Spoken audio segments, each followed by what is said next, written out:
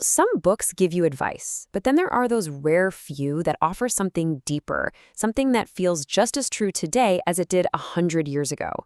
Khalil Gibran's The Prophets, it's definitely one of those. It's this beautiful collection of poetic answers to life's biggest questions. So let's dive in and explore the incredible wisdom packed inside this little book. I mean, really think about that for a second. Imagine someone you deeply admire, someone with real wisdom, is about to leave forever. You get one last chance to ask them anything. About love, about work, joy, pain, freedom. What would you ask? That exact scenario? Well, that's the beating heart of this entire book. So this is what the people in the story say to their prophet as he's about to leave. And listen to what they're asking. It's not just, hey, give us the answers.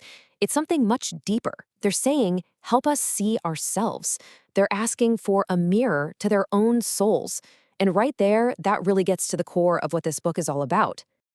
All right, so the wisdom in this book is wrapped up in this really simple but powerful story. And to get what Gibran is saying, we kind of have to understand the storyteller himself and what's happening on this one big day. Okay, so this is our guy, Al-Mustafa. He's the prophet. And for 12 long years, he's been living in this city called Orphalese, just waiting for the ship that's supposed to take him back to his homeland. And then, one day, it happens. The ship finally appears on the horizon. But just as he's about to go, the people of the city, they all gather around him. They're not ready to let him leave without one last gift, his wisdom. And basically, the rest of the book, all these beautiful little chapters, are his answers. It's his parting gift to them and to us. So now that we've got the setup, let's get into the good stuff, the wisdom itself. And they start with the biggest topic of all, right? They ask him to speak about love. Right off the bat, Gibran doesn't give us some fluffy, easy answer about love. Nope. His very first words are both an invitation and, well, a warning. He says you have to follow it even when it's tough, even when the path is scary. And this is where his idea of love gets really interesting. For Gibran, love isn't about being comfortable. Not at all. It's about growth. He says it will bring you incredible joy. Yeah, but it'll also bring you pain to help you shed your ego. It's supposed to break you open so you can really, truly know yourself. And here's the key takeaway. It's not just that love has good parts and bad parts. It's that the pain is actually necessary for the joy to exist. All right, next up, they ask him about something that takes up, well, most of our lives, right? They ask him about work. And again, his perspective just flips everything on its head. For Gibran, work isn't supposed to be this awful thing we have to do. He sees it as love made visible. It's this idea that whatever you do, your work should be a piece of your spirit that you're putting out into the world. I mean, that completely changes how you think about your job, doesn't it? Suddenly, work isn't just a task. It's almost like a spiritual practice.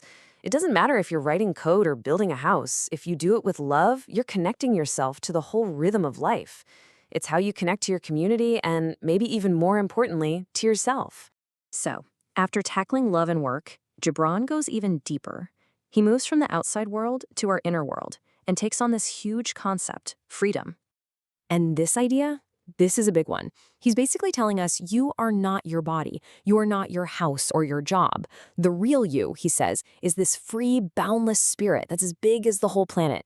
It's a pretty mind-blowing way to think about who we are. So the real point here is that we spend so much time thinking freedom means breaking away from external rules or chains. But Gibran says, no, that's not it. Real freedom, true freedom, comes from the inside. It's realizing that your spirit, your true self, was never trapped to begin with. Okay, so this book was written 100 years ago, a totally different world. So why on earth does it still feel so relevant? Why does it hit so hard today? Well, just look at this. Think about our hustle culture and how burned out everyone is. What's Gibran's advice? Work with love. What about feeling so disconnected and isolated? His answer is to bind yourself to one another. And in a world obsessed with stuff, with materialism, he reminds us you are not confined to houses. It's like his wisdom is the perfect medicine for so many of the problems we're facing right now. And the man who wrote it, Khalil Gibran, he was an artist, a poet. His whole goal was to bring people together. That's why this book is so powerful. It doesn't belong to one religion or one culture. It just speaks to these deep, universal truths about what it means to be human and live a good life. When you boil it all down, that's the real gift of this book. Over and over again, it points us in two directions at once, inward to our own spirit and outward to each other.